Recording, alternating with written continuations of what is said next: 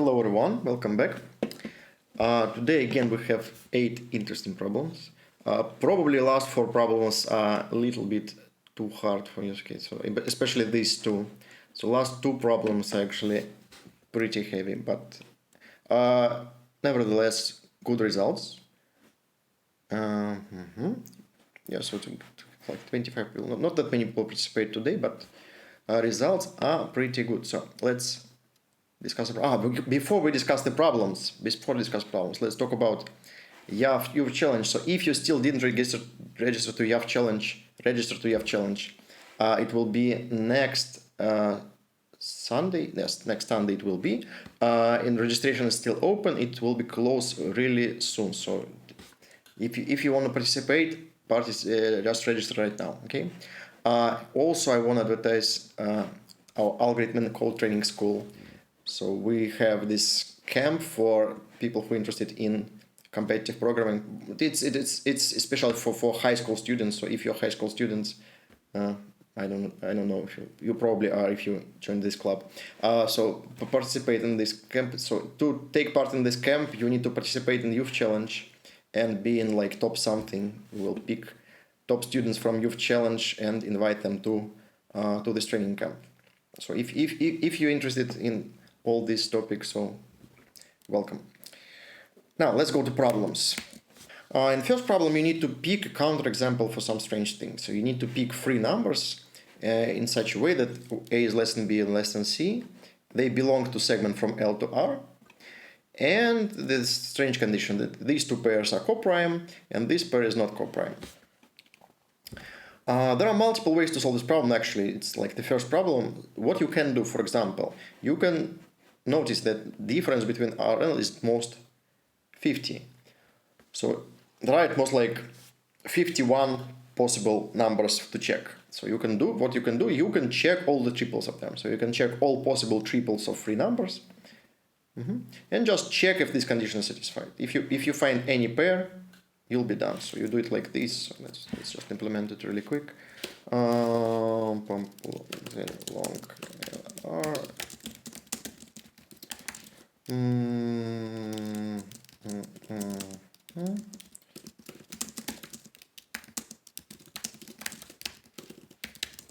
I will do so it start from A plus 1. And this from B plus 1.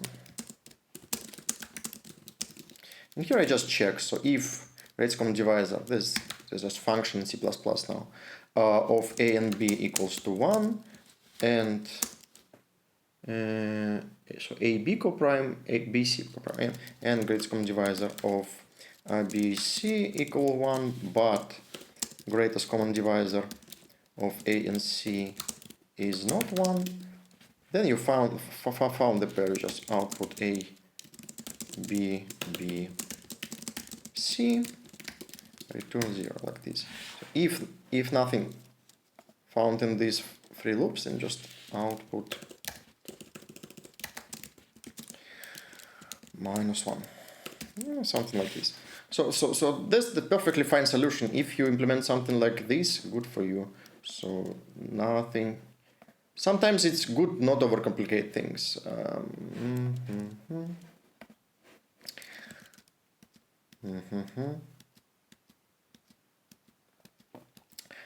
Good. So this is the first possible solution.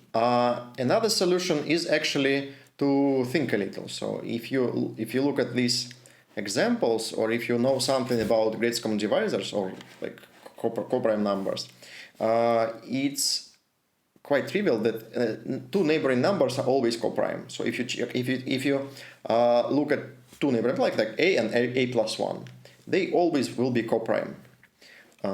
Because we cannot have any common divisor or common divisor. Yes. So what you can do, for example, so if you have some segment of numbers, yes. So you can if you pick 3 consecutive numbers, these 2 will be coprime. These 2 will be coprime. Just because they're consecutive numbers. Yes. And now all we need to do is to check that these 2 numbers are not coprime. No, it will happen if these two numbers are both even, for example. Yeah. So if you have number like 2k, 2k plus 1, plus 1, and 2k plus 2, then these two numbers will be coprime, this will be coprime, this will be not coprime. So if your segment has at least one sequence of 3 consecutive numbers, so first number is even, then it's done. So you just print this sequence. The only case when you don't have the sequence, if you have less than 3 numbers in your segment, so it's not promised. So it's possible that length of your segment is less than 3. Or if your segment of exactly length of 3 and first number is odd. So if you have like sequence of 5, 6, 7, it doesn't work. Yeah. Because these two numbers will be coprime as well. So this coprime, this coprime. Yeah, so that's another way to think, is just to apply some mathematical thinking. And here I don't use this property at all. So you have two options. Again, in this problem you have two options. You can just implement using brute force, or you can think a little and implement it using some elegant mathematical thinking. Up to you. So let's check actually what was the most popular way to solve the problem. I expect the first way to be more popular actually, because why not? You see this problem, you immediately know how to solve it. Why not do it like this? There's no need to overcomplicate things. But maybe someone else. Okay, that's also problem. That's the second solution. Yes. No, we don't need this loop. No, okay, we can't do this loop. Yes. So this loop will stop after at most 2 iterations. Yes. So I have this long loop. Yeah. No, it's a nice way to do it actually. So if the length of the segment is at least 4, then I will stop here immediately. So this looks scary, but it's actually not matter. So good. Let's talk about second problem. In a second problem, we need to find a substring which is not a palindrome.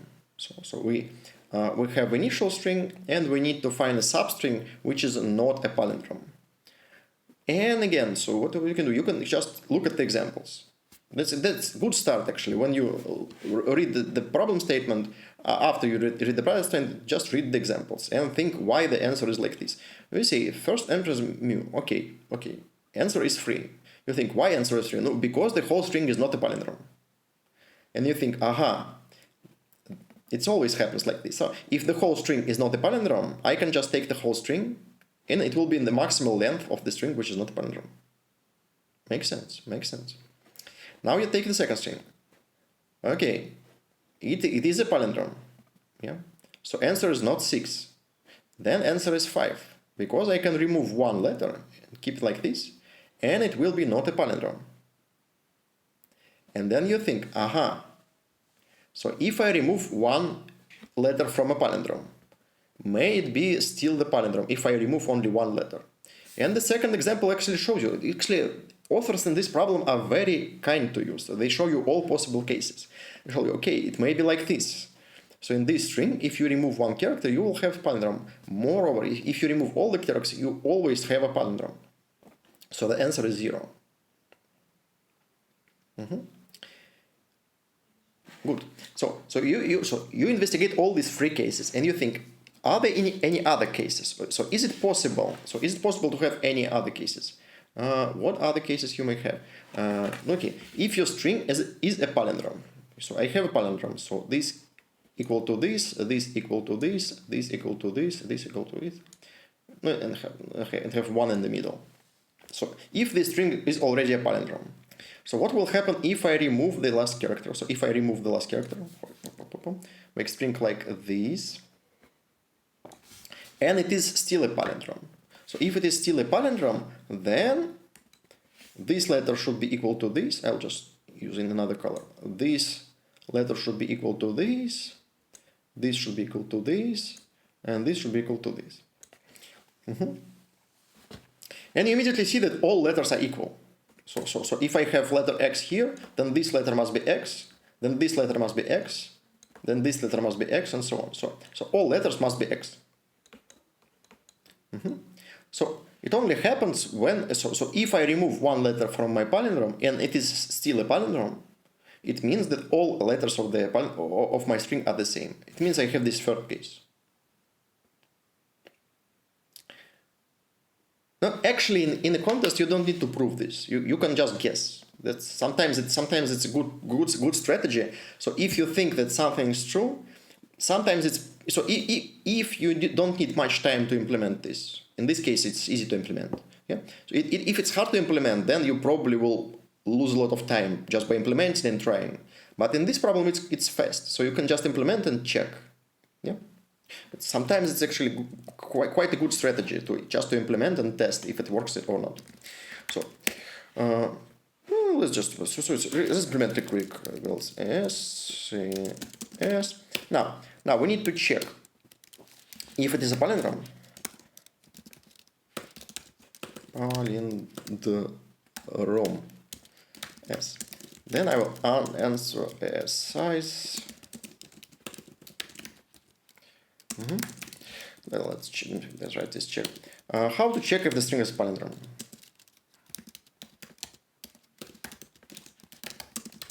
No, many ways. I will do it like this. I will do string reverse and then return.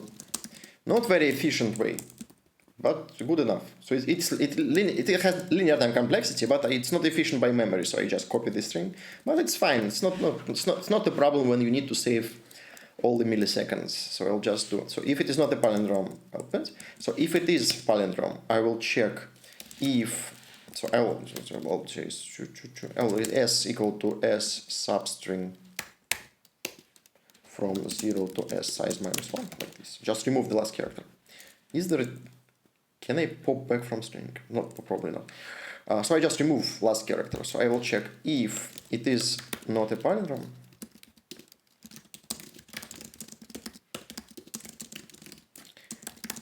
And if not, I'll just output 0.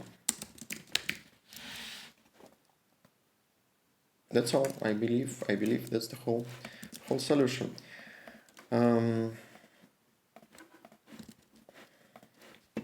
Good.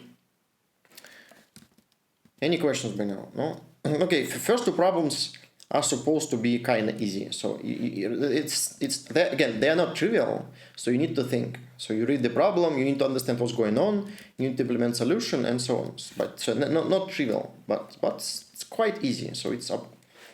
Even if you don't know any algorithms and data structures and so on. So just, you need to read the statement, understand, implement solution. It's actually good problems. Let's go next. Here's another problem which is not really hard. So what we need to do is problem. So again, overcomplicated statement. What we need to do is to split the string into some substrings. So we need to divide this long string into parts. So given long string, you need to divide it into parts like this, in such a way that it is beautiful. So beautiful means first characters are distinct. So all first characters must be different.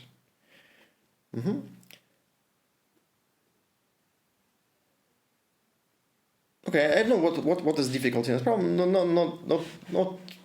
I don't see any difficulties in this problem. So I just imagine what can go wrong in this problem.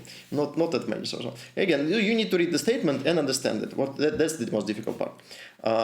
Now, how do you think about it? Again, you're right. You can investigate the examples, for example. Like this. Let's erase this example. So I have it like this. So I have string like AKC and I split it like this. Okay, you have AAA, CAS. Yes, and you split it like this. And what you need to have these two characters different. There's no. You need to split it into K. Okay, you need to split it into K strings. Okay, why not? So I need these two characters be different. No, then you immediately think, so if I split my string into some substring. So you need to split it into some part, like this. These characters must be different. But then you think, okay, so I need to have at least k different characters, so to put it in these positions. But if I have k different characters, I can transform them into strings. So I can just find k different characters and start my strings in these positions. So all we need to do is to find some k different characters. That's all. That's all. Now, how to find k different characters? That's another story. So it's many ways to do it. Let's try something. What's your favorite way to do it? Let's see.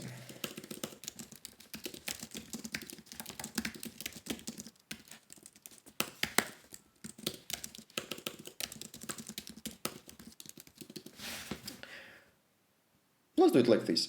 Let's go from left to right. And for every character, remember its position. So I will make map. Okay, let's not use map. Let's use. Okay, I will overlook it. I will do it the clever way. Okay, so you can do map definitely, but because it's easy problem. I'll just show you how to do it if you have slightly more complicated problem and slightly more strict time limit. Okay, so I will do it like this. So I will pos of size 26. So I will remember for each letter its position in my string. Yes, if I have multiple letters, I will remember any position. So I will do it like this.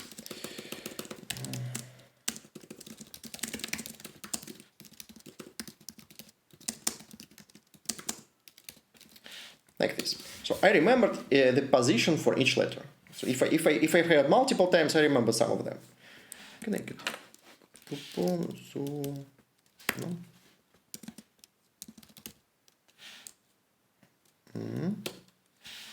Ah, it's already 50. Okay, it's already 50. Can you see? Okay, I hope you can read all this. Yeah. Now I remember the position for each character. Now I will count number of different characters. Let's put them into some array. So okay, let's do it like this.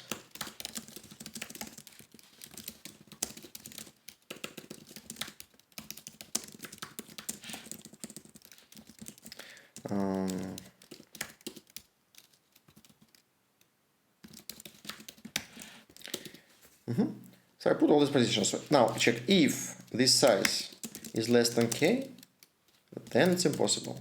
No. Else it's possible. And now I need to just output these strings. So I'll do it like this. I will sort all these positions.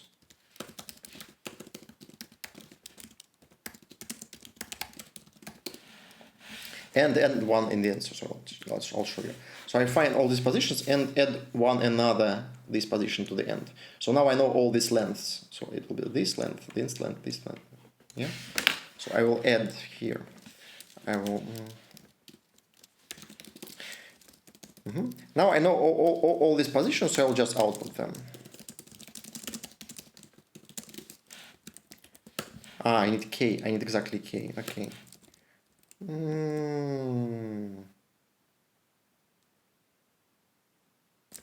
Okay, let's not output them if not in k.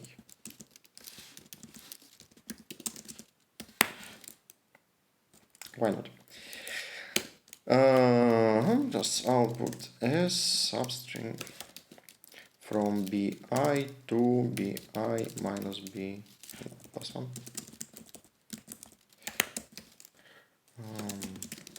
Like this. Let's check just to be sure.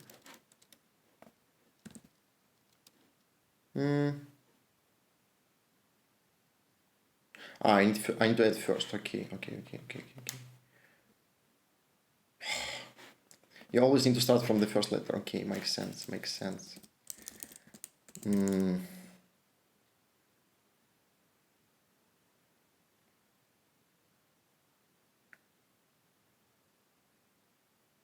Okay, change of plans.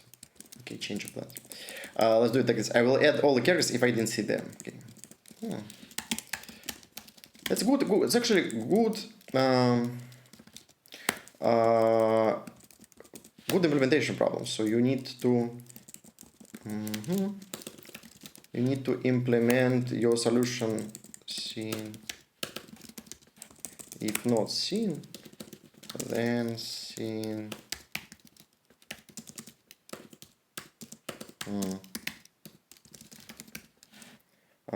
And edit the vectors. So I'll just go from left to right and add them, because I always need to start from first. Push back I. If is less than k.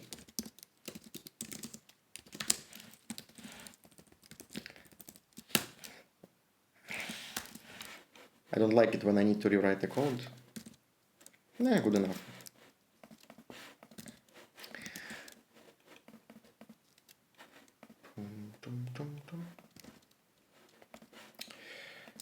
So again, okay, it requires a little bit of programming. So you need to find k different characters starting from first specifically. Yes, that's something I forgot before. But after all, it's not that difficult. So you just find these different. So what I'm doing here, I'm going from left to right. Yeah. And I just pick the character if I didn't see it before. So I mark all these characters I seen before, and if I didn't see this character before, I just marked it as seen. And if I have space in my array B, push it here. So I want to find some k different characters. So if I have less than k characters, I added another character here. Yeah? Here I just output. Good. Now let's go to problem D. Oh, let's actually read some of your code. I forgot I need to read your code as well. Let's read somebody. Let's read something. This is a lot of effort. Oh, okay. So after all, the solution is short, but it took you 3 wrong submissions to get it. Okay, it's definitely no. Okay. Set of yes, you use sets. Set is a good thing. So set is just set of elements. I used arrays instead of sets because I only have 26 possible letters, but you can use sets. Why not? Good name for variable. Is not. What is n? N is k. Why you rename k to n? Okay. It was k. Just like k. Is not in core. That's edit ml1. Okay. If it's not 0.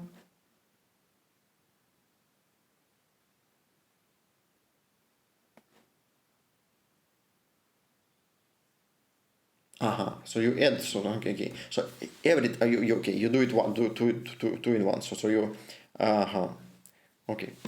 So you in one, so you find this array and you put these substrings to this array. Okay. And here you add one last. No one. Why not? Okay. Why not? Nice. Nicely done. Good.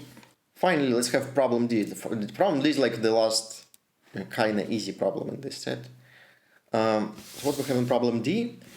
We have, okay, this is called something like constructive problem. So we have, we need to build some specific object, so some specific properties.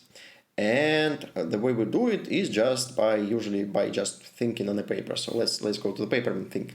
So what we need to do, we need to make a sequence of jumps. We have n something, and what? Mounts. We have n mount in a row, and we need to make sequence of jumps such that the length of all jumps are different. I believe there is multiple ways to solve this problem, but so if you're good in math problems, it shouldn't be a big problem for you. So if you solved a lot of math, if you take part in the math Olympiads, shouldn't be a big problem for you. If it is problem for you, so the way how you think about it is like this. So I have what are all possible differences. So if I have n elements, So the maximal distance is n minus 1. Yeah, and you have n minus 1 jumps. So your jumps must have all numbers from 1 to, so you must have jump of length 1, of length 2, of length 3, and so on, up to n minus 1. You need to have all possible lengths, because you need to find sequence of size n minus 1, and you have n minus 1 possible objects. Yeah. So if they are all different, they must be all present in your sequence. So, for example, you need to make jump of size n minus 1. Yeah. So if you don't make jump of size n minus 1, you have only n minus 2 values. Yes, and you need to have sequence, so these sequences have size n minus 1. Yeah, so you must have jump from here to here, or vice versa. Yeah. Now, you need to have jump of size n minus 2 also, by the same reason. Yeah, so n minus 2 may be from here to here, or from here to here. Yeah? So 2 options. So let's pick one of them, like this. And now you may already see a pattern, yeah? So how to make jump? So now I need make jump of size n minus 2, n minus 2, n minus 3, yeah? So this is n minus 2. Of size n minus 3, and think, okay, I can do it like this, and it will jump n minus 3. And then you think, okay, but then I can do it like this, and so on, yeah? And then you see this picture and see, okay, in this picture, length of all jumps are actually different. So you think, okay, it might work. Now the only thing is to implement this. Yeah. So I will implement it like this. So I will go from n. So I'll start. So how I build this sequence? I will pick the right element, then the left element, then the right element, then the left element, and so on until I reach the middle. That's the whole part. That's the whole plan actually. Yeah. So I will just implement it like I see it here. Let's do. So, do we have multitest? No, we don't have multitest.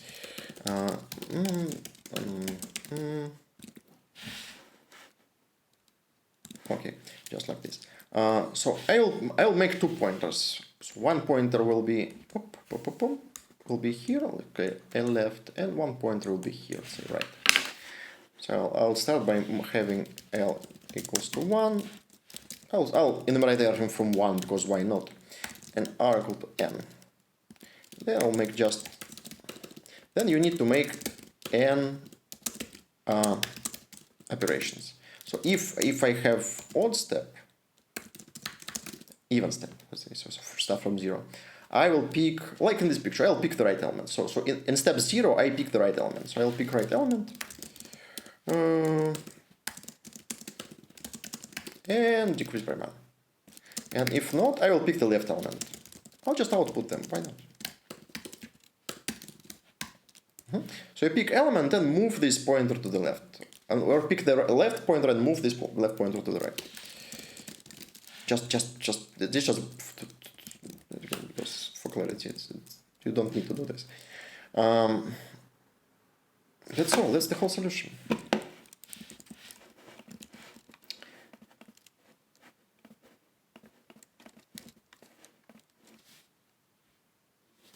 Again, if you have trouble solving this problem, probably you don't have enough just experience in math problems. So you better go to find some book of math puzzles and solve these math puzzles. It should be not that difficult for you. So good. Good. What's next? Problem E. Let's talk about problem E. Okay, problem E looks scary.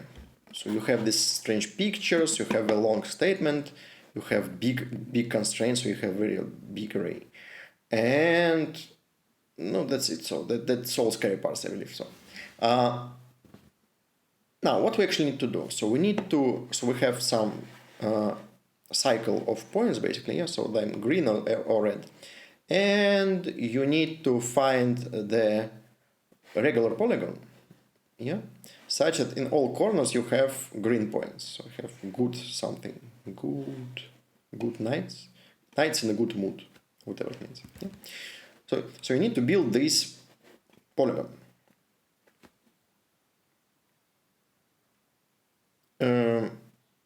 Scary problem. So how to start thinking about this problem? Well, okay. many ways to start thinking this problem. So what you can do, you think, okay, how many ways is actually to build a regular polygon for the given points? A good question. It's actually a good question. Now you might think, okay, so if I pick the side of this polygon, so if or number of edges in this polygon, like number of sides of this polygon, whatever you like. So you can pick length, or you can pick the number of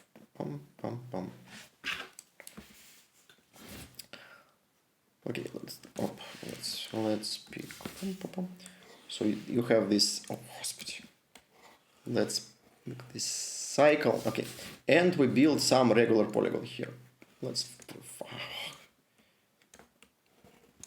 hard to draw using this tablet. Okay. Okay, let's say I pick the number of sides. Let's say k equal 5, something like this. Yeah. So let's say, imagine you know the number of sides on your polygon. Then you basically know the shape of your polygon because because it must be regular. Yeah. So all these lengths must be equal. Yeah. And you know the total length is n. So each this difference should be like n divided by k. n divided by k. So in every this segment, you should have the difference of these indices should be n divided by k. No, first of all, it's only possible if n is divisible by k. Now, you check if n is divisible by k, then it's possible to build polygon of k sides. Now, if you know the number of sides, you can just check all these polygons. So to check this polygon, so how many different polygons with k sides you can build? No, you can check. Okay, I can build this polygon, then I can move it to here and build polygon like this.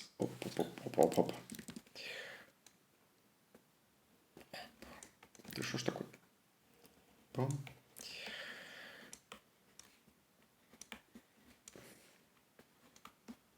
I like whiteboards. I don't like tablets. Is it clear? No, not really. Okay, so this was the first. This is the second polygon.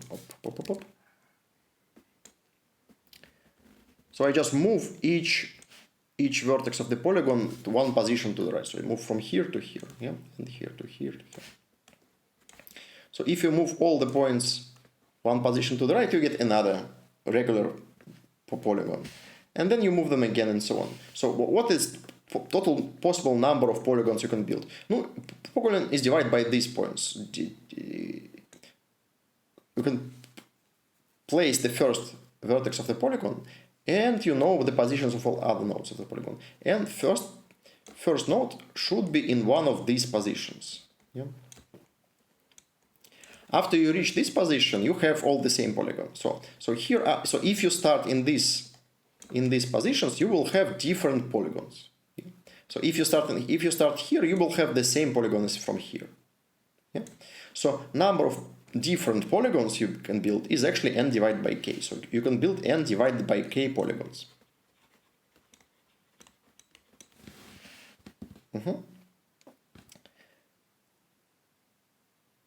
Now, you can check every polygon in linear time. You can just check with all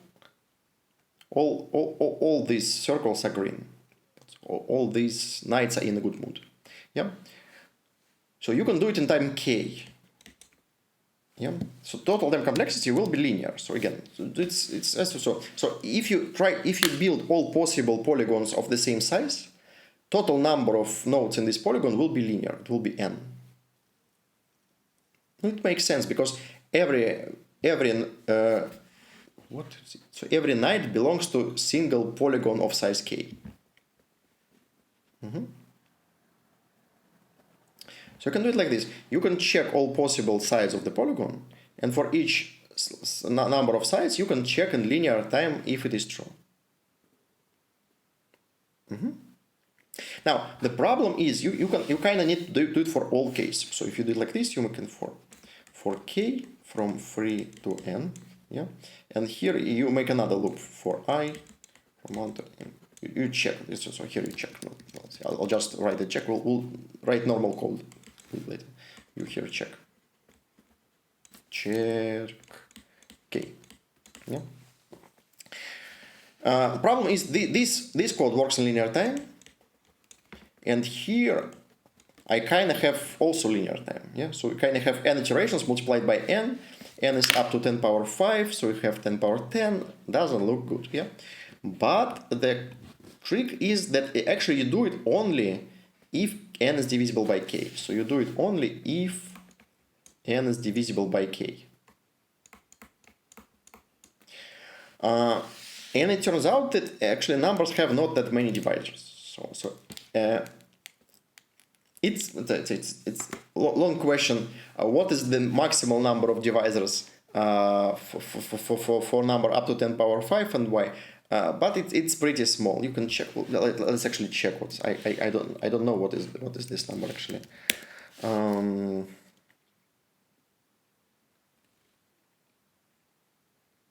How can we check this? Okay, not today. I will not check this. You'll just believe me. It is small. Okay, no, because it's hard to calculate them all. So what I will do? I'll just do it like this. So I will read all these numbers.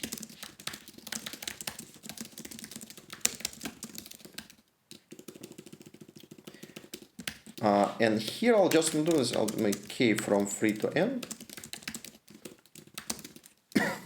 And if k is not divisible by k, I'll just continue.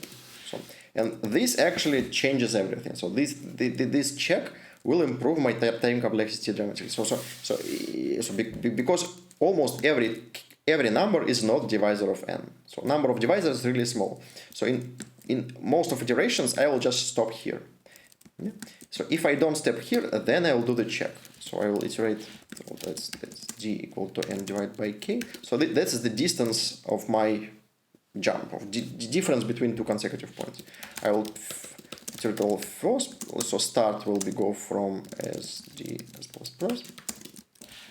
So I pick the starting point here, and then I'll just check. I say true for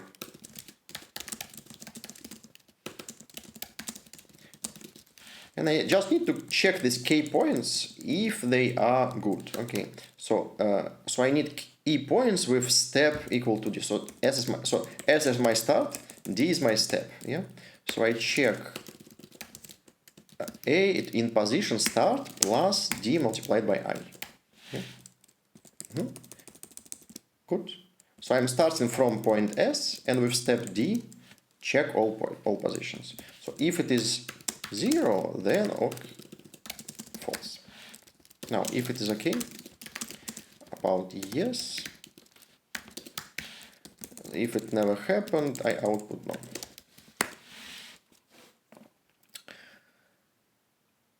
That's all. That's actually the whole solution. It's not that hard. Again, I believe the trickiest part of this solution is that actually you can iterate over all possible sides of this sizes of this polygon, and it will be still in the time limit.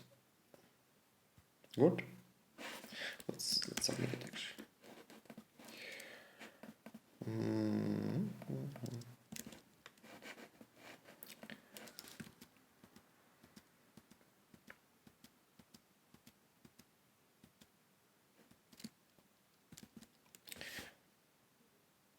That's all. That's problem E. Let's see how you did it. Oh, +2. What is the wrong answer? Okay, so if it doesn't work on the samples, it's finished to submit it. No, okay. Because you checked. I know it's because you checked. Okay, so polygon of two sides is not a good polygon.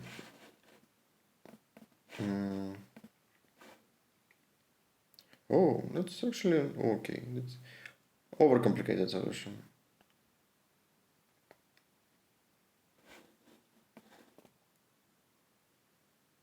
It's different problem. Okay. Okay.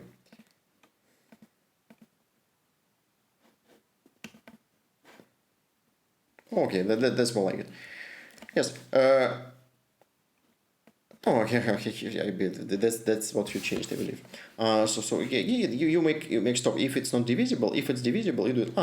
That's okay. That's another way. You do it in a single sweep. Okay, so you make one loop for each divisor or for each remainder modular r. You just remember. No, it's another way of doing this. So problem F. What we have? We have some points with coordinates I and y. So basically, so x coordinate is I, so it's 1, 2, 3, 4, 5. Yeah? And y coordinates are given. So you given for coordinates for all positions from I to 1 to n.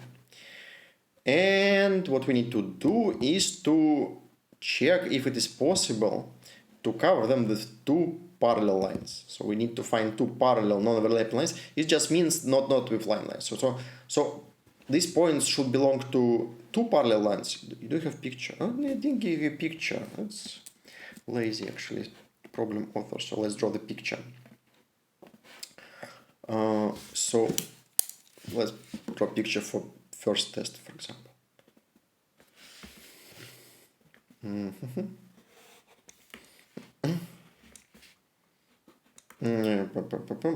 Okay, so it will be 1, 2, 3, 4, 5, 6, 7.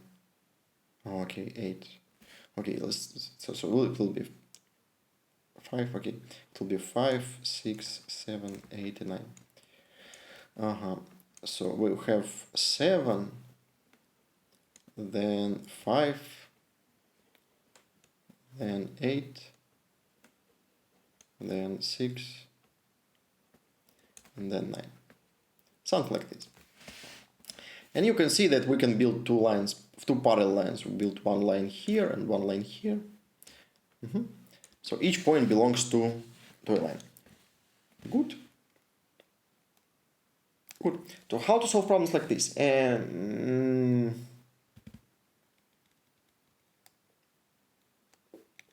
No, it's hard to tell where to start. So you can start by thinking like this. So if I have, imagine you have many points. So the problem is the number of points. I get 1,000 points, not that big. So if you have many points, then you kind of have a lot of points belonging to the same line. Yeah. So for example, if I know at least 2 points on the same line. So imagine you have 2 points on the same line. I know this point A, this point B. So imagine I know these 2 points belong to the same line. Then I can build the first line. Yes. So again, let's draw a different picture here. So imagine you pick 2 points. And you are lucky they belong to the same line. Yeah. So you just draw this line. There is a unique line connecting these 2 points. And you can put all the points that lie on the same line to the same set. So you say, okay, I will put all these points to this line.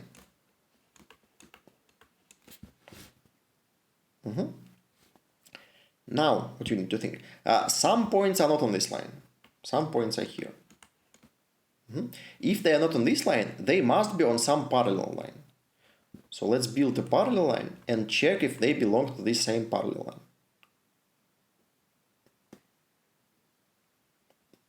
So again, the idea is pretty simple. So you try to find one line, and if you know the first line, it's easy to find the second line, because you just remove all the points on the first line. Yes, and you have the problem just find the line that belongs to all point, and it must be parallel to our line, but it's not a big problem. So that's it. So I build the first line and then build the second line. The question is how to find 2 points that belong to the same line. And here are multiple actually solutions you can do. Okay, if n is up to 1,000, you can do it like this, for example. Let's pick point 1. So you have point 1. And let's pick point 2. If they belong to the same line, then we find the first line. If they don't belong to the same line, so if 1 belongs to the first line and 2 belongs to the second line, Then let's pick point 3. Point 3 should belong to either line 1 or line 2. So I either have 1 and 3 belong to the same line, or I have 2 and 3 belong to the same line.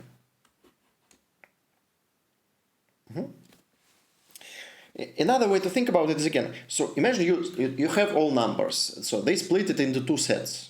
Yeah. So you have elements, they split it into two sets. You don't know how they split it into 2 sets. Yeah? But you want to pick 2 numbers from the same set.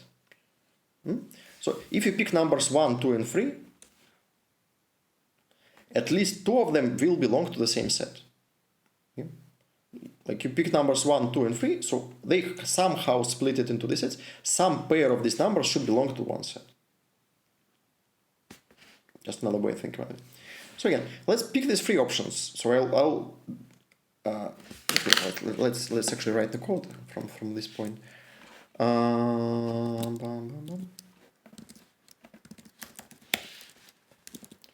Big numbers. Okay.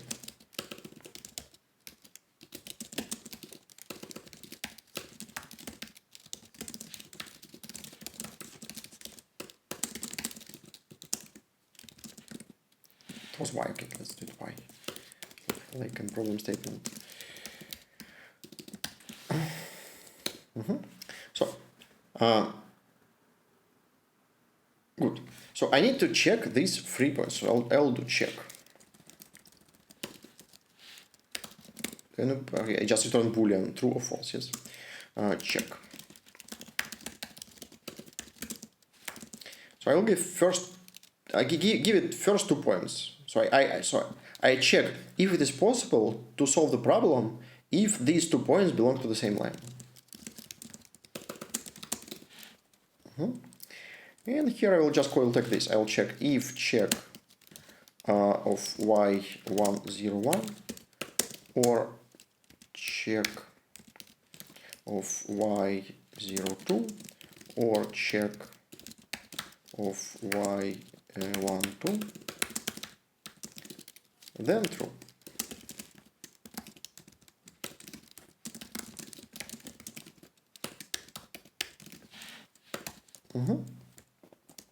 Just like this.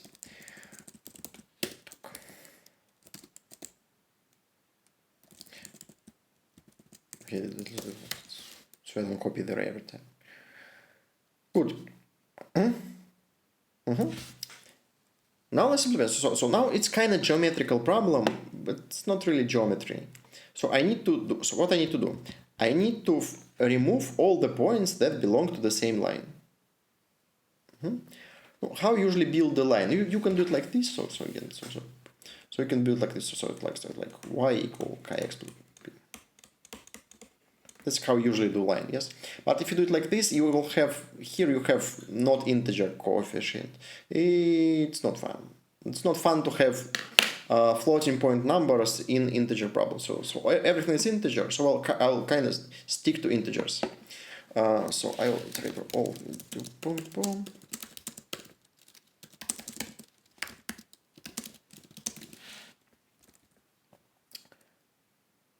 Let's go. So I will try to check if this point belongs to the same line. So how we do it? So you calculate. So let's okay. Let's do next.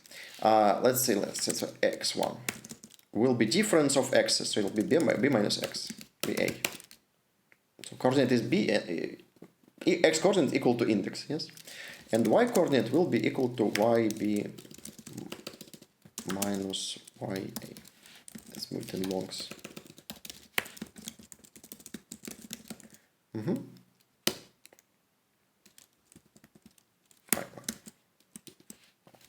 Now, in the same way, I will find the second difference. So 2 will be 2. So I'll difference between b and a, and difference between I and a. So I minus a, like this.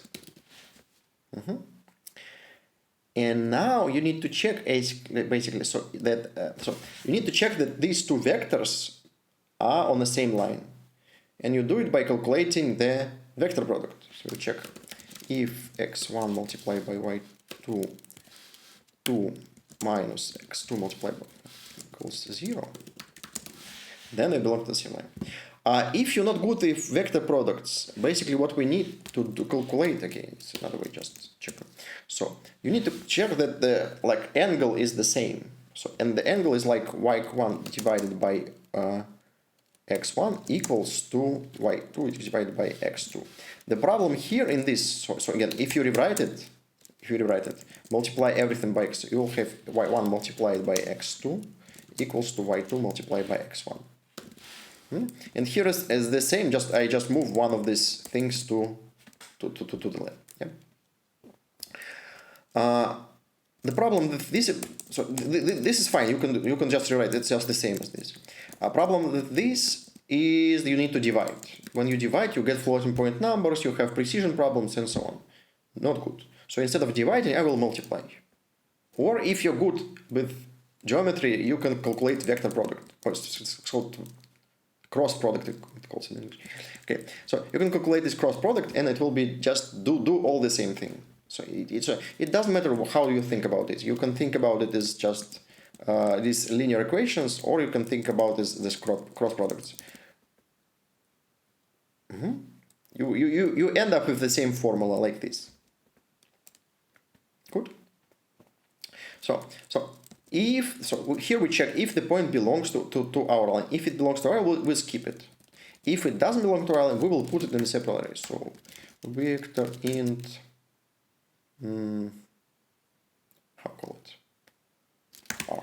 So for remaining. So okay. So let's see. If it is not on the point, we will put it in this array. I. True. So now we build the first line. So we build this. So we have points A and B. We build the first line. Now we need to build the second line. So we have some points, and we need to check if they belong to the same line, which is parallel to our line. Let's do it. First, let's check if R is empty.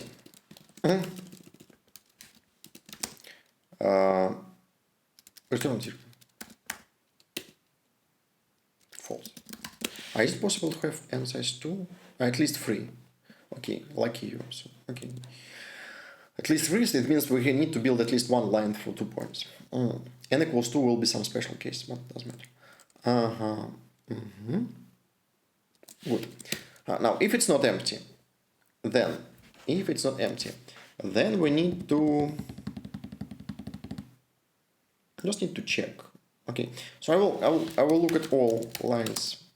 Okay.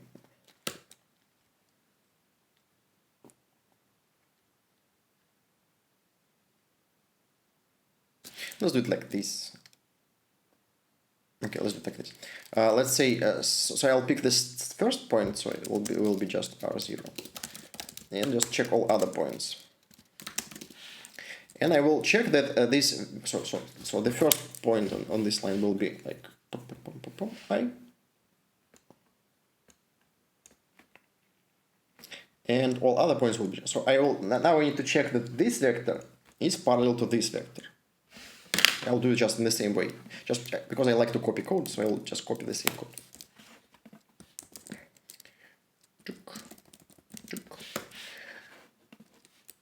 So first vector is the same, second vector is vector between I and j. Yeah. So it'll be I minus j and I minus yj. Now, if it is not parallel, then I will return false.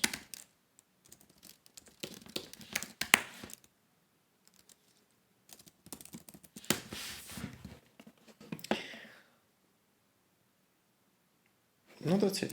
No, you can okay. You can move it to function. I use it twice here. If I use it 3 times, I will definitely move it into function. Twice, it's kind of still fine. So copy code twice, it's okay. If you copy it 3 times, not do it. Okay. Let's check if it works actually. What's your prediction? Will it work from the first try? Hmm?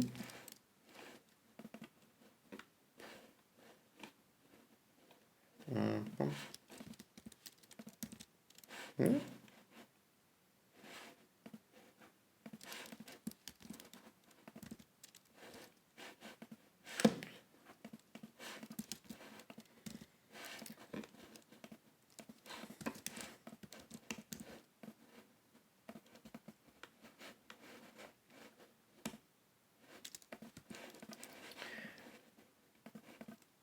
Good problem. If you solved it, actually very good for you. So it's not easy problem at all. So it requires a lot of thinking and a lot of implementation and careful taking care of all these cases. Not easy problem. Not easy problem.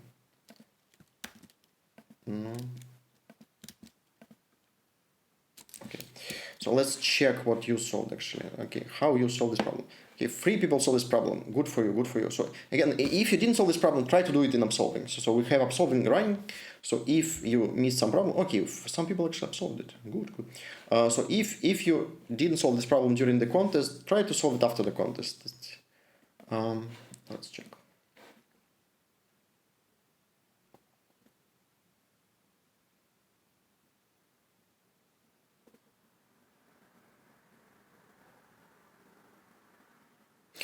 That's another way to think about it. Okay. It's another solution. You actually use doubles, don't use double. Okay, if you can avoid using doubles, just avoid using doubles. Okay, you're lucky in this problem. So because I think it's because x coordinates are small, you cannot build the test when you're out of. If you have also x coordinates, you will have double precision problems. Yeah. Nice solution actually. Okay, so we try to find this vector, and then we check that if you know this angle, find the possible first values of this vector. Okay, and then check that you have only 2 possible values.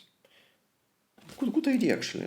Okay. So what you're doing here, you find this basically. You find this angle, not angle, but the slope of this linear function. Yeah. Yeah. So again, you find this k. Now, if you know k, then for each point you can find this b, and then you check that this b is you have 2 possible values of this b. Yeah. If you have 2 possible values of this b, then you find. Nice solution, Live. I really like this solution. Yeah, it's actually much easier than mine. You can do all the same tricks without these precision problems actually, but okay.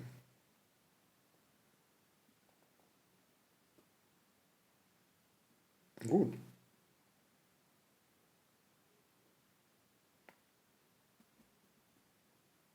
Can we rewrite it using without precision problems? Let me check. No,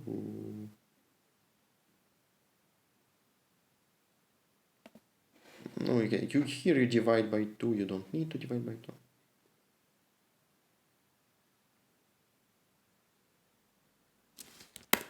I want to just show you how to do all the same things without precision problems. So imagine you have this solution.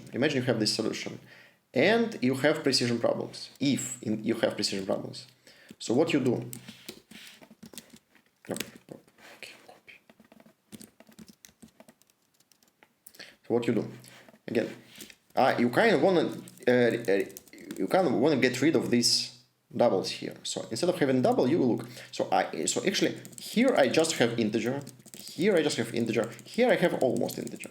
Yeah. So I have this number divided by 2. Divided by 2 is not good. So again, let's instead of putting here, so I'll just put 2 integers. I'll put int. Do you have longs? You have int long.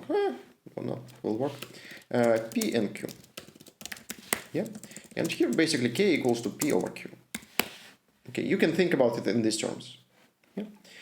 Now I'll just use the first 3 and 1, this and 1, this and 2. Now all values are integers. Nice. So what you change here? Okay, you think, okay, I need to find minus p divided by q multiplied by, remove this double, I. Yeah. But again, I don't want to divide by q. here. Q division, I don't like this. Okay. So what you do is that, so you multiply by, okay, I want to put some, again, fraction between of P and Q. So I want to just divide everything by Q. So 1 multiply by I here. Okay, here. So this part is divided by Q. This is not. So I will multiply this part by Q. So now I need to divide everything by Q, like this. And now I'll just put this pair. I'll put set of pairs like this. Basically, you have rational number. It has numerator, denominator. So numerator will be this.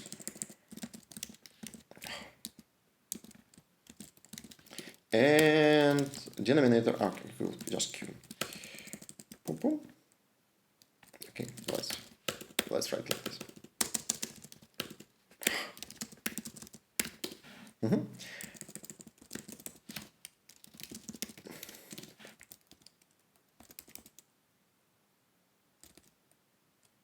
What?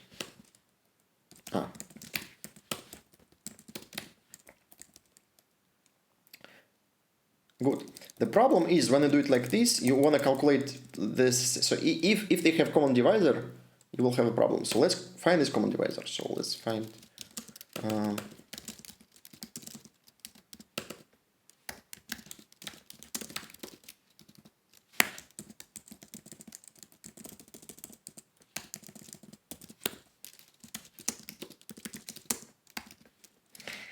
Do I have negative numbers? Let's have if QQ is negative.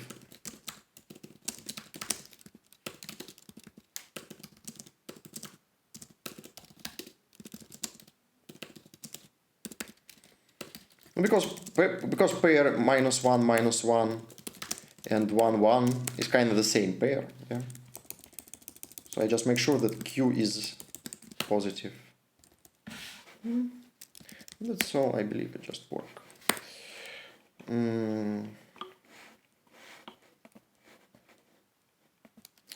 It will not work, I know. It never works from the first try. Yes, when I change someone else's solution, it never works. Let's try.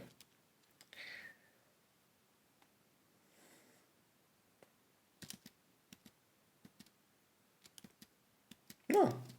Okay.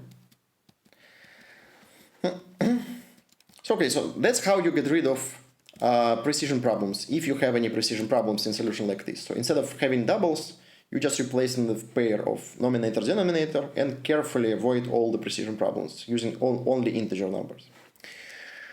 Good. 2 problems left. Let's go. So problem G. Problem G. We have some strange Roman digits. It's called Roman digits just to distract you, because actually it explains you that you have actually not. So this is they say this is number 12. It's actually not. Yeah. So this number is not 12 in Roman digits, but it's they say it's very simplified Roman numeration system. They say we have these possible digits. We explain they express numbers 1, 5, 10, and 50, and you can take any combination of these letters, and the result will be just sum of all these values. And what you need to do to calculate number of different numbers you can express using n digits. So you have number of digits, and you want to calculate total number of numbers that you can express. Interesting problem, actually. There are many ways to deal with problems like this. For example, what you can do? You can think, okay, let's simplify the problem. You think, okay, I need to solve this problem for 4 different digits. So let's try to solve simple problem first. So if I have more simple problem, how would I solve it? For example, if I limit myself only to 2 digits, like 1 and 5, it looks like problem is easier.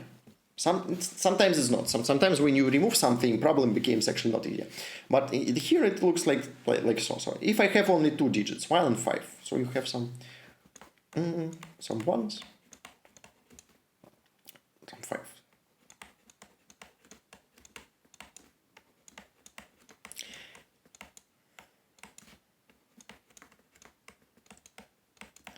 And so on. Well, it's kind of easy to see what is the pattern. So all these numbers will be different. And it's easy to see what will be the total number of numbers you can represent. Now I think, okay, I can solve problems for 2 digits, 1 and 5. Let's add another digit, 10. Like, okay. So now I have, let's actually, okay, so I have numbers like these. So you have some 5s here and some 10s here. Yeah. In total, you have n digits. N digits. Yeah. I think, okay, I have n digits. Some of them are 1s, some of them are 5s, some of them are 10s. Yeah. So I'll just count number of possible splits n into 3 groups. So I'll split n into 3 groups. Count total number of these ways to split n into 3 groups, and it will be the answer. But then eventually you notice that it's not. So it's not that easy. Because some numbers may have different representations in this system.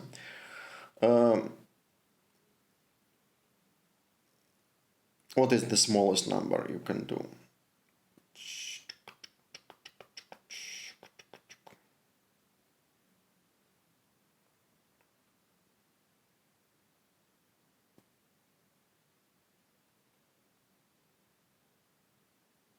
Let me think. Smallest number with 2 representations is actually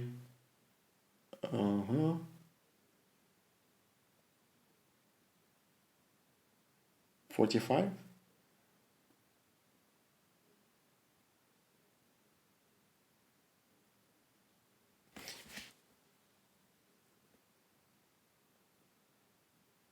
Yeah. Yes. So let's talk about number 45, and you have n 9 digits. Yeah, you can do it like this. Yeah, it's 45. Or you can do it like this. You can 10, 10, 10, 10, and then 1. I lost 1, 1, 2, 3, 4, 5, 6, 7, 8, 9. Also equals 45. So after you notice this example or something like this, or just think in this direction, you may think, okay, so how can I avoid situation like this? And then you immediately see that if you have situation like this, it means you have, so in any situation like this, what is general way of solving problems like this? You kind of want to build, okay, not always, but usually, you kind of want to build the unique representation of each number. Yeah? So let's pick one of these representations and say it is the default representation of this number. Yeah? So we'll just remove one of these representations and say it is invalid. Because, so for example, let's say this representation, let's say this representation is valid and this representation is invalid. So we'll just remove this representation from observation. Now, you can see, okay, how to find all invalid representations? No, actually, after you build this example, it's kind of easy. So you see, okay, if I have situation like this, so if I have 9 elements equal to 5 in my representation, if you have any number, so you can represent number k, yeah? So it's represented using some digits. And in this representation, you have 5 elements equal to 9 elements. 5, You have 9 elements equal to 5. Yeah. So you can always replace it with this representation.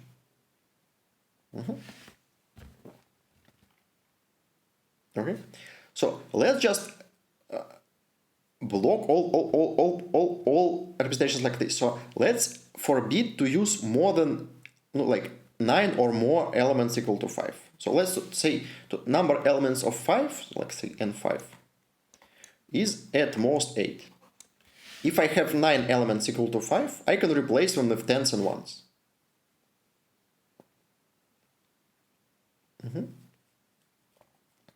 That's it. That actually solves your problem. So after you do it like this, you don't have problems with multiple representations of the same number anymore.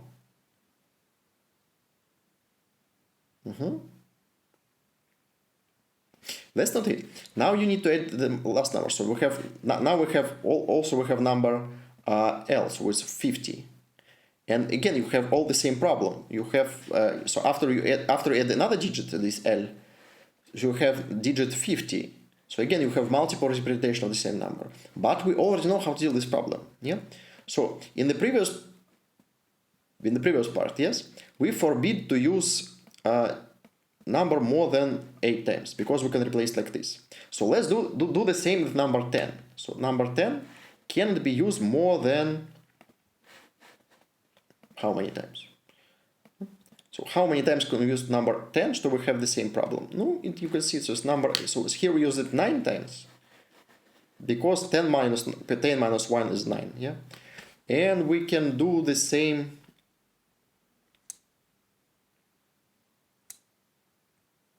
See?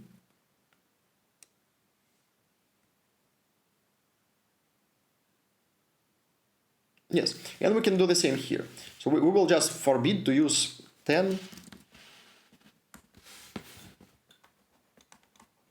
more than 49 times.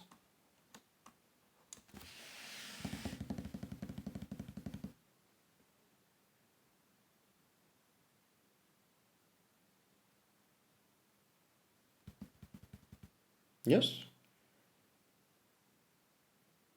Here I'm not sure. Looks so. So if I have 49 elements equal to 10, I can again replace them with 50s and 1s in the end.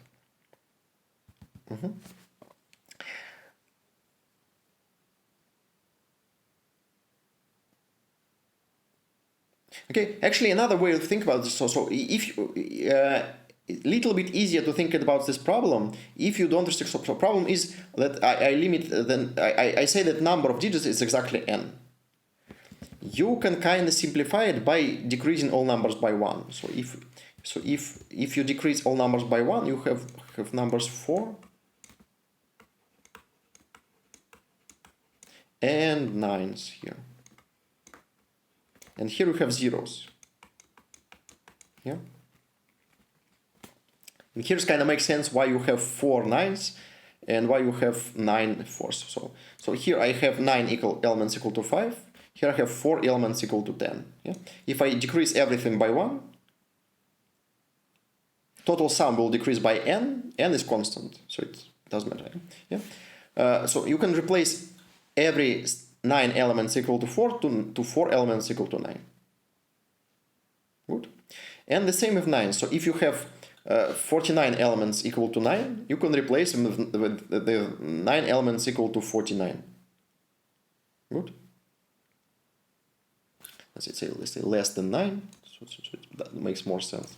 Okay. So this one is less than 9, and this number is less than 49.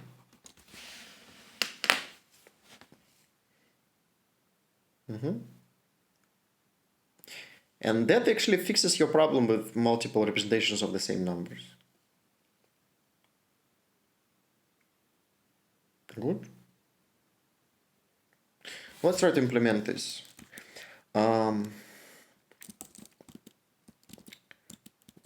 Number n.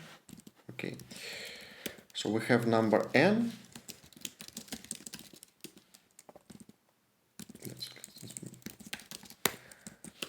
So what I will do, I will check what is number of elements equal to 5, what is number of, just iterate all of them.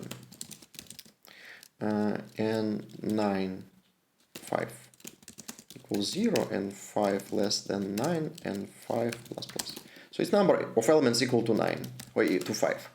And number equals to 10 will be from 0 less than 49.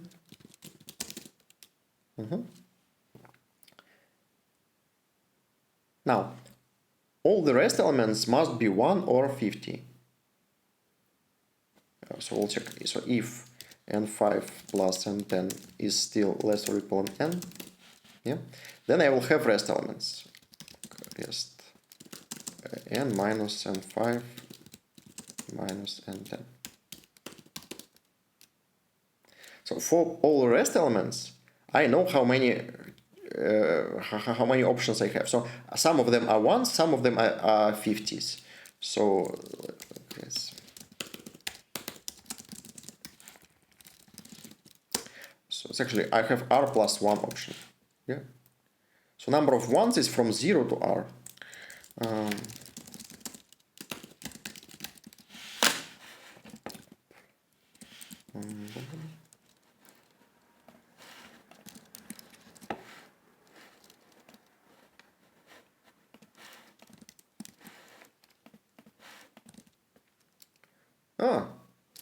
I missed something. So this was I was afraid of.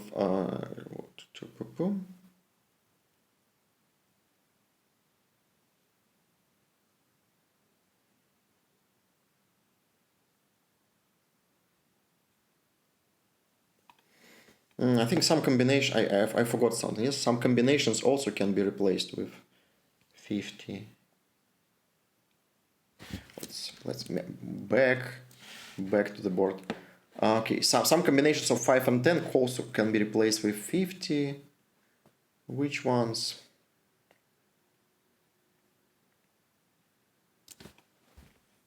Let's think.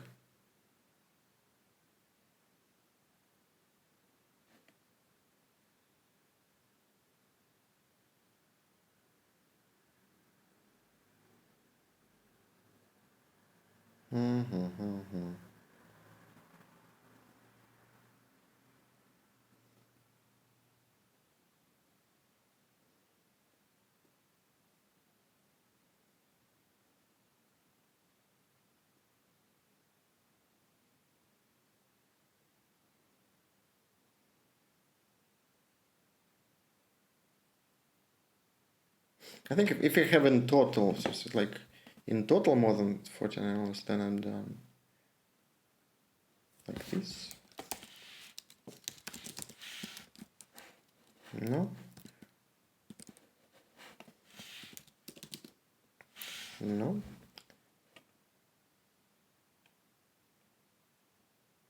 I mean, for 10 it's not a problem.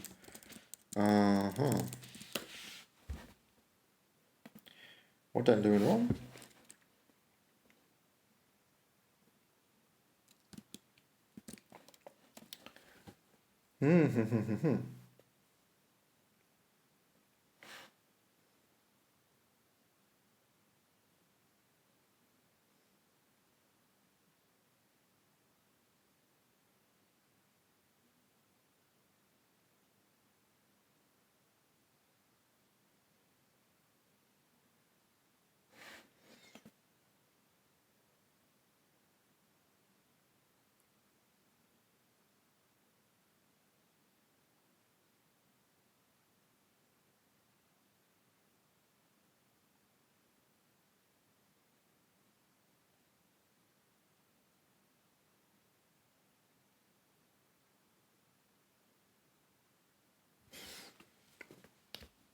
Looks fine actually.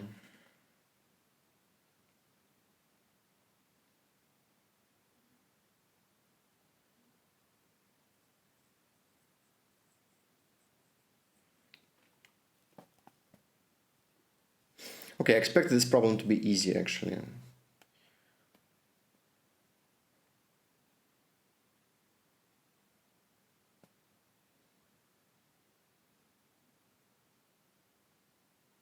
Okay, let's do it in the hard way.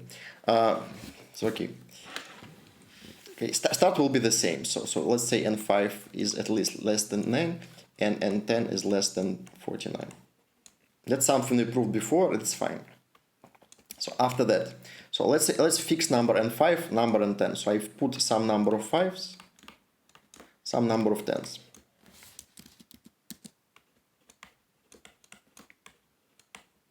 Yeah. So all the rest I can replace with 50s and 1s. Yeah. So what numbers I will have? I will have some numbers with step equal to 49. So I can put all ones here. Then I can put replace one with 50, then replace another with 50 and so on. Yeah? So all the possible sums will be like the first sum plus some other sums with step 49. Every time I increase total sum by 49. Okay.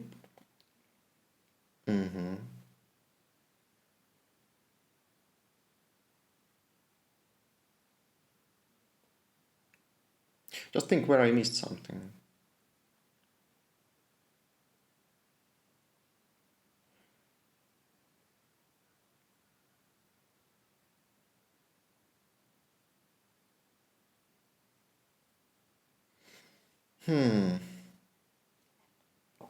Okay, I think my solution is overcomplicated, but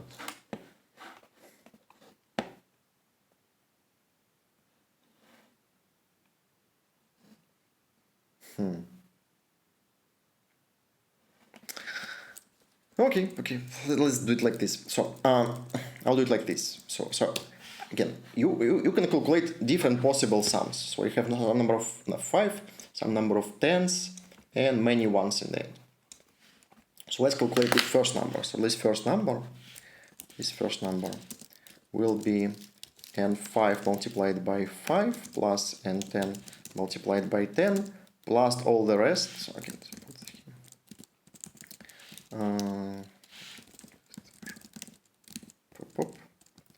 Plus all the rest multiplied by 1. Okay? So this is the sum of all if I replace everything else with ones. Now I can replace it with ones, but then I can change in the 50s. So I can do something with step equal to 49.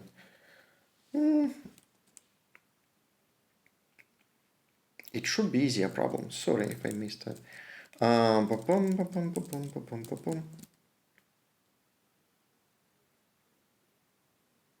Okay, so for each remainder modulo 49, let's remember the segment of possible values we can do.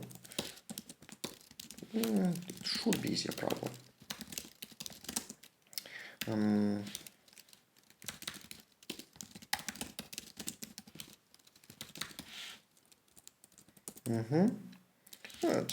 I'll calculate the minimal value and maximal value I can get. Yeah. So the minimal value will be initiated with max, and here it shouldn't be that hard problem. I missed something. Okay. Okay, I'll stop. So this is as min. This is as max. We'll replace it with 50. So all sums have the same remainder modulo 49. So we'll just update this remainder modulo 49.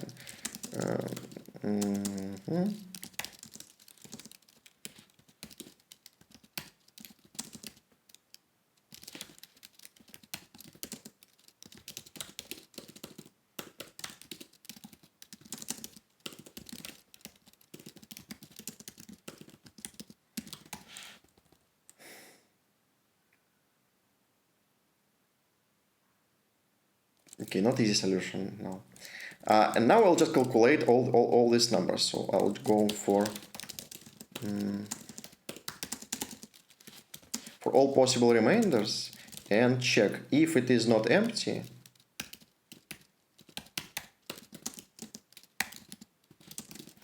Then I will add to result difference plus 1.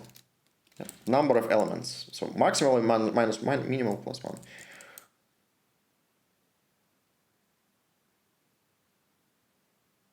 Divided by 49. Yes. number of elements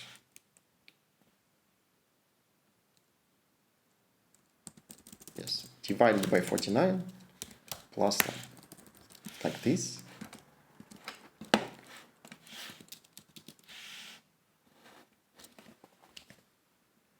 You're kidding me.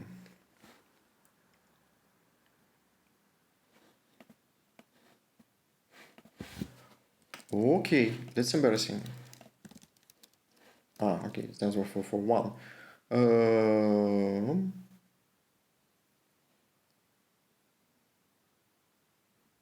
I think problem is here actually. So yeah, this is the maximal element, this is the minimal element. The difference is number of, let's divide by 49, number of steps plus 1.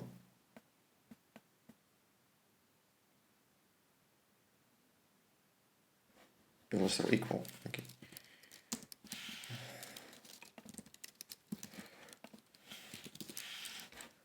Whew.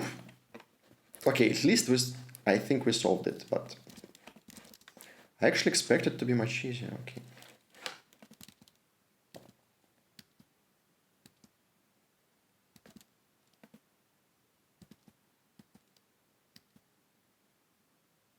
Just don't give me wrong answer, David.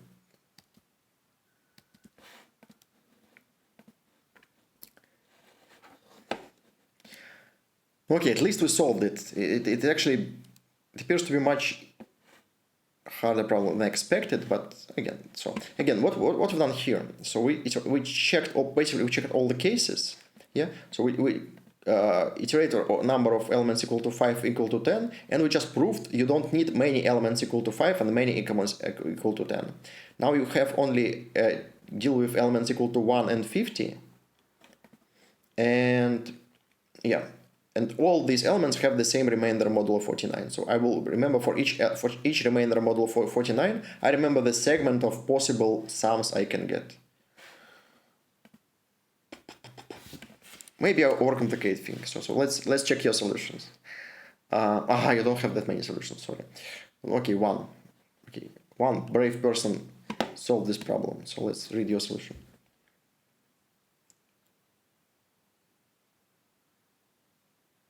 Ah.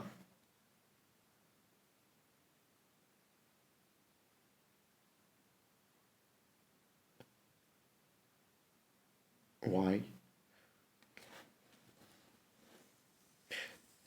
So I mean the number of solutions grows linearly because of reasons. I don't know. Okay, so okay, so basically how you can do it, you can calculate first many values. It's not even from 11 started.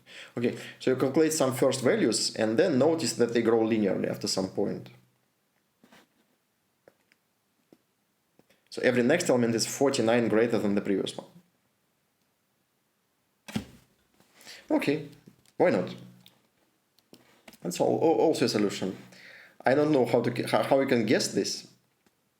Oh, yeah. Anybody else tried to solve it? Maybe let's pick something. Time limit. Yes, it will time limit. There are too many of them. Okay, time limit. Yes, makes sense. Okay, this was problem G. Probably probably too hard for this contest. I agree, but okay. At least one person solved it somehow. Good for you. Last problem. In the last problem we have interesting situation. We have a segment. So we have a segment, and we calculate OR of this segment, OR of all elements in the segment. Bitwise OR of all elements. And then we say element is good if this OR is strictly greater than all elements in the segment. Okay, so again, it's encoded here. So I just simplify this statement for you. So we say that segment is good if the OR of this segment. Okay, so you have say a long array and you pick some segment. Yeah. you say segment is good if or of all elements in this segment, or of all elements, let's say from L to R, R minus 1, let's see. Yes, of all elements from L to R minus 1 is strictly greater than maximum of all elements from L to R minus 1. It says it's greater than all elements. You only greater than all elements if you're greater than maximum. Yes? If you're greater than maximum, you're greater than all elements of the set. So that's what we need to check. And we need to find yes, we need to find number of possible ways to do it. Yeah, so number of these good segments. Okay, so this is simplified version of this statement. Very long and not that really great written, but again. Good. So how we do it? We do it like this. So you have segments, yes, and you have some strange condition like this. The trick we'll use is to go from segment so we need to calculate segment. For each segment we calculate maximum and or. Instead of doing this, I will go the opposite way. I will pick maximum and then look at all segments, then this element is a maximum. So let's pick some element and say if this element is the maximum. Let's consider all segments such that this element is maximum. Unfortunately, you may have many maximums. Let's say that the rightmost maximum. So if you have several elements equal to this, let's say, so as element x equal to maximum. It means that all elements to the here are less than x. All elements here are less or equal to x. Yeah. So out of all elements, so if you have multiple elements equal to x, so you have multiple elements equal to x. Yes. You pick the leftmost one. So let's say you pick the element. It is the leftmost maximum on its segment. Yeah. So all elements here must be less or equal to x.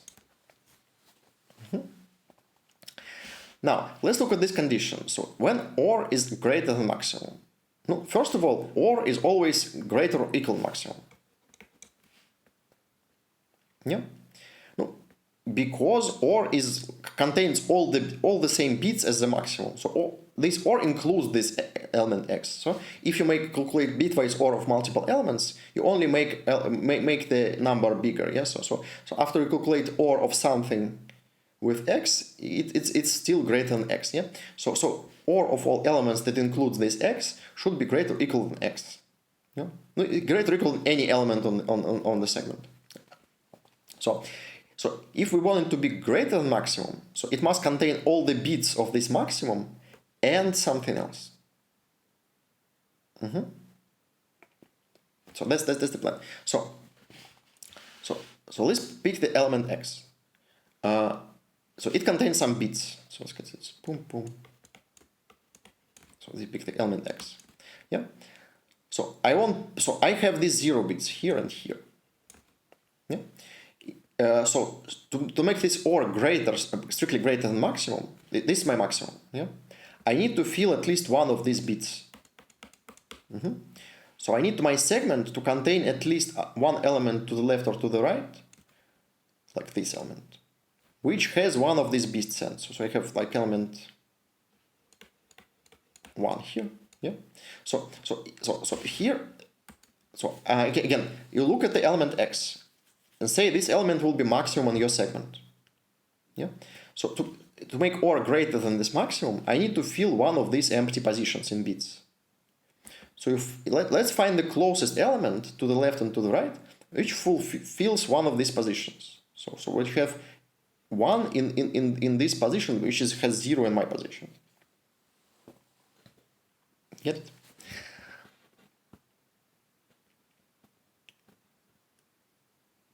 That's it.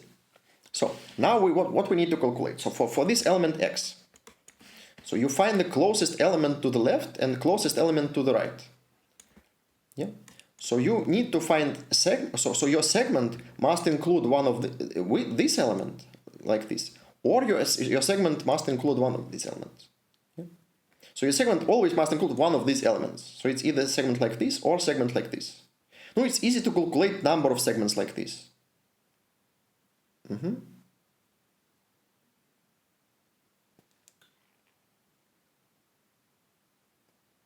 Overcomplicate. No? Okay, I hope you're still with me. So I want let's solve this problem first. Let's solve this problem first. So again, you have a number x. Yeah, it has some zeros in bitwise representation. So I find the closest number to the left and closest number to the right that has the bit which x doesn't have. Yeah.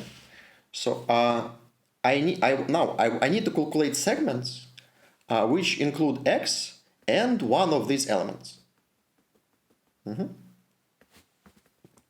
So how you calculate segments that include this left element? So left border should be here, and right border should be here. Yeah. So I multiply number of possible left borders by number of possible right borders, and get number of possible segments.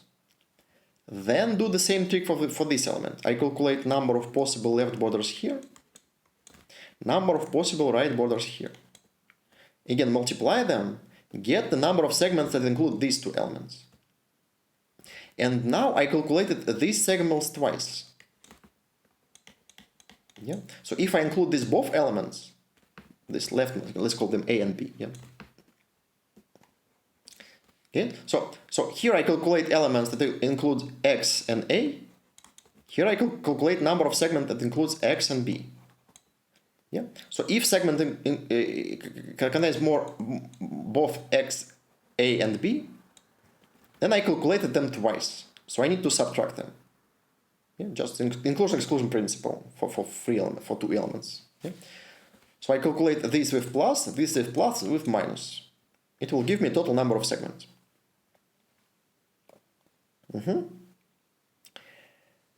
Now, finally, I need to make sure that this x is the leftmost x in my segment. So I will do it like this. So this number x should be the maximal element. So I find all the elements which are less than x. So this is the first element greater or equal x to the left. And find all elements greater or equal x here. So this element will be the first element less or equal. Greater than x. Yep. And now I consider all the segments which belong to, so if I want x to be the leftmost maximum on a segment, I only consider segments when left border is here and right border is here.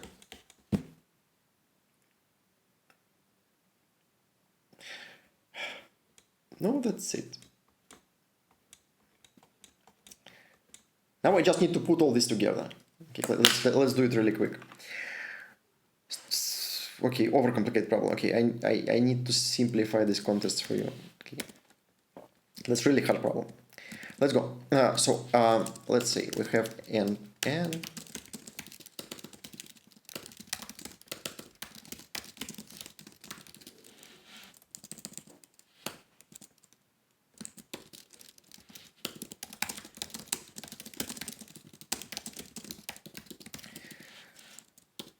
Okay. Good. Now let's calculate all these values. So for each element x, I need to find let's do one by one. I need leftmost closest element from the left, which is greater or equal to x. So let's find this element.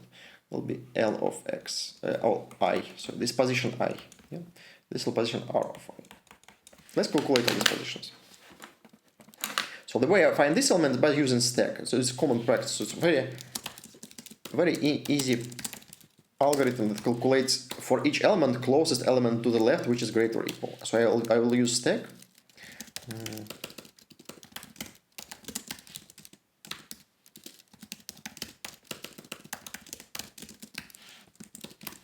Let's do it. So I will reuse the same stack. So I go from left to right and just pop all elements. So I want to find element greater or equal x. Yeah. So I'll just pop elements less than x. Easy. So while S is empty and back is less than x, I'll pop it. Now I will just say if, oh, okay, let's just initiate with minus ones. Now, if S is not empty, then the leftmost element from I is actually S back. Okay, so I will put indices. And now I'll just put push back I, like this. So here I go from left to right and maintain stack of all these elements which are greater than me, yeah, and just they take the top of them. It will be the closest from the left which is greater or equal than me, because I popped everything less than me. Yeah, it will be the closest element greater than me. Good. Now I do the same thing from right to left. I don't like I used this problem in this contest. Probably was a mistake. But here I need the element strictly greater than me, yeah? So I'll put everything less or equal than me. So I don't, like every step of this solution is kind of standard, but you need to make a lot of these steps. Now, for each element, I need to find closest to the left, which have this bit, and closest to the right have bit. Okay, okay. Let's do it like this. So for each element x, I need to find closest element to the left that contains bit which is not in the x. Good. Let's do it. So I will just go from left to right. Let's call them A. So let's call them somehow. I need more. I need 2 more letters. Okay, let's call them LX and RX, because I'm not very creative today.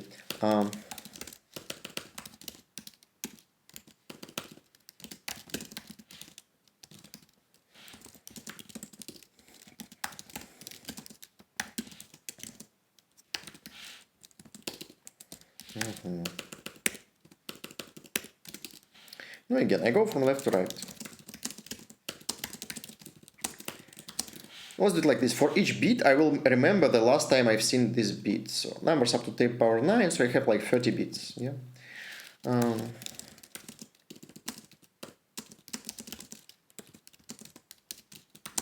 Let's put it in some constant.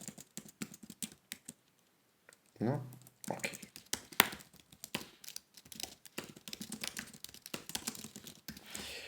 So I have 30 bits. For each bit, I will remember the last position I've seen this bit. Okay.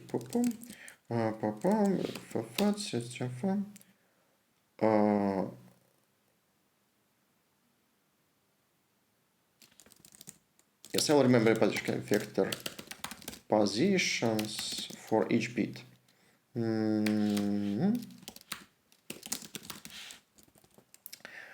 Okay. Just update these positions. I'll just update. So if I have this bit, if AI and so if I have this bit, yes, yeah, then I'll update the position. And then I calculate this LX. Okay, so calculate. So now I need to this update, and here I will check. So I'll check if I don't have this bit. Do it like this.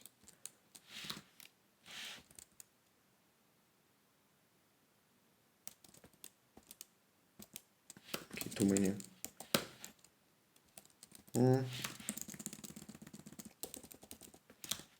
Just to make sure. Yeah, yeah.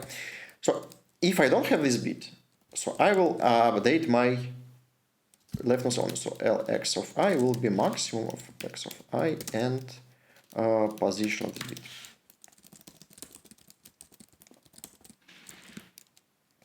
Probably too hard. Okay.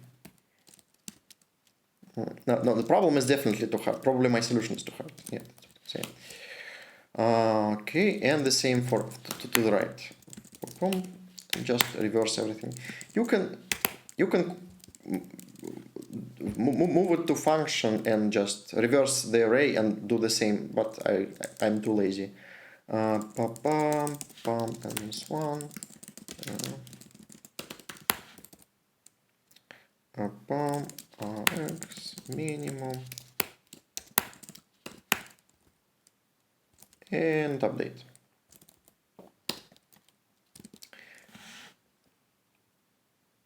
That's all. So this time let's check well to calculate everything correctly. So let's just check it on example for simplicity, to make sure we didn't miss anything.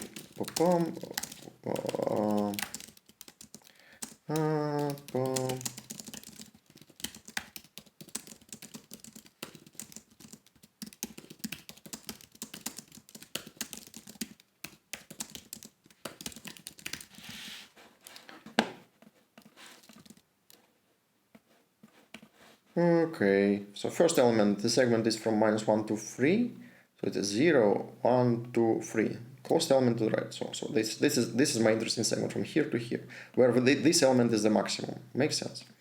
Closed element is, and element also 3. Yeah. So these both elements have the same bits as 3, and this is the first element which have different bits. Makes sense. Here it's 0, 3, 0, 3 looks good. 0, 2 looks good. No, it's actually looks fine. 1, 3, 1, 3, 1, 3, 1, 3. Looks okay. Do we believe it works?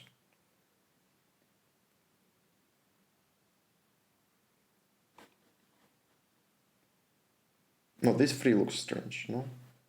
Why it's 3?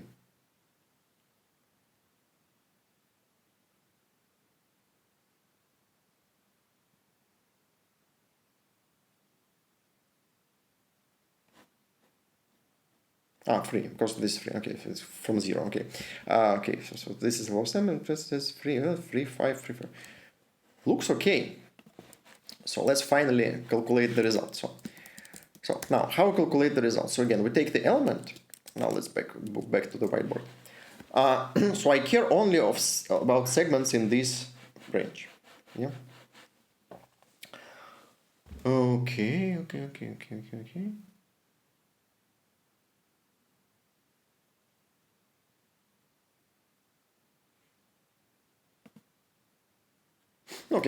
let's calculate, just calculate it like this.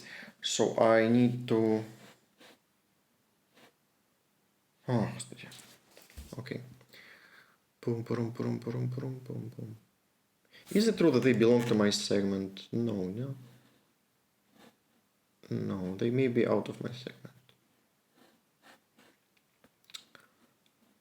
I hate this problem.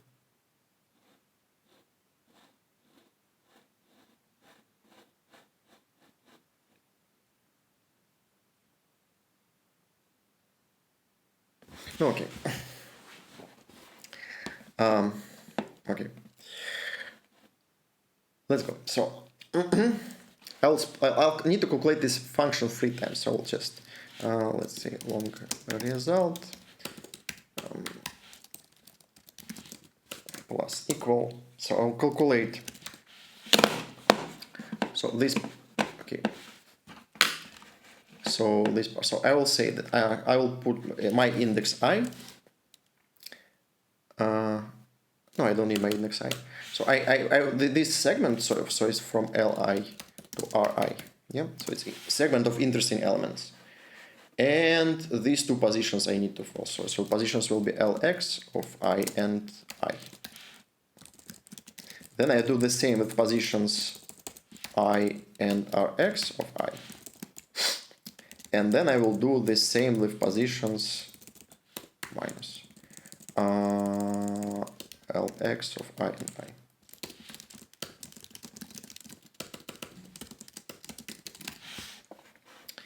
Well, that's almost it. Now I just need to calculate.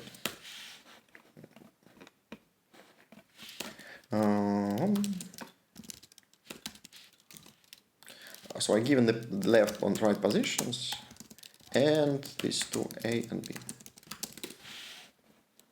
Let's put longs. I will multiply them.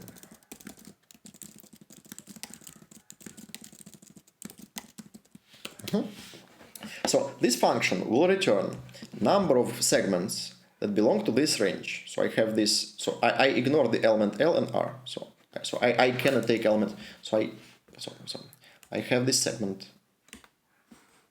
I have segment L and R are not usable. So I only care about these elements. Yeah, and I need to pick elements A and B. So I have two elements A and B. I need to pick both of them. Now, let's check if one of them is out of the scope. So if A is less than L, or if L equal, or B equal to R, then it's impossible, return 0.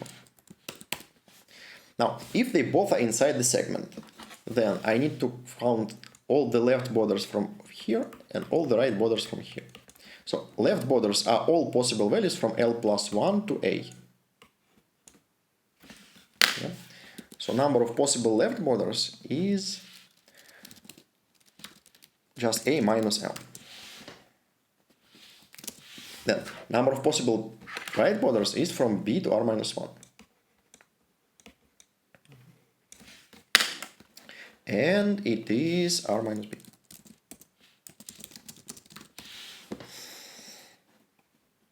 Oh, I really hope it works, because if it is not, I don't want to debug this.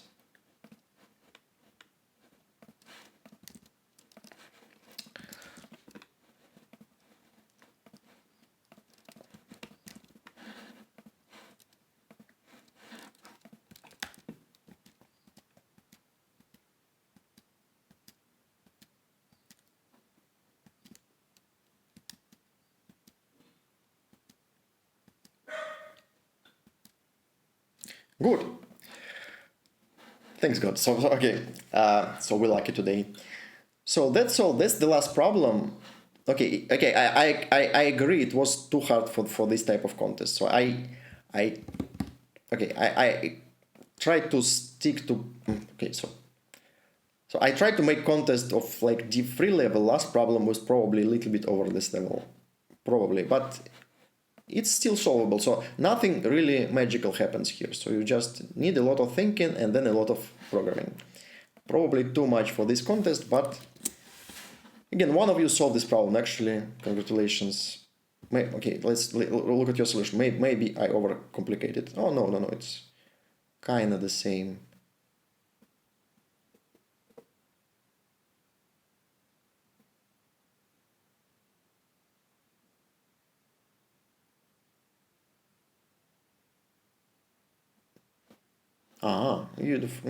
No, that's different approach, but kind of similar. Okay.